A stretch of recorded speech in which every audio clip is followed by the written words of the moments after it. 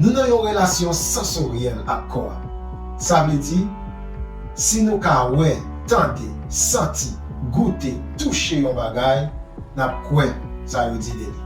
We are in a sensory relationship with our bodies. That means if we can see, hear, feel, taste, and touch something, we believe what they say about it. Même si nous ne parlons pas figure nous directement, les nous garder dans une glace, nous croyons réflexion que nous voyons.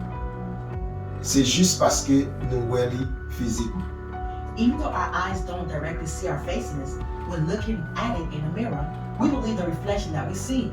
It is just because we can physically see it.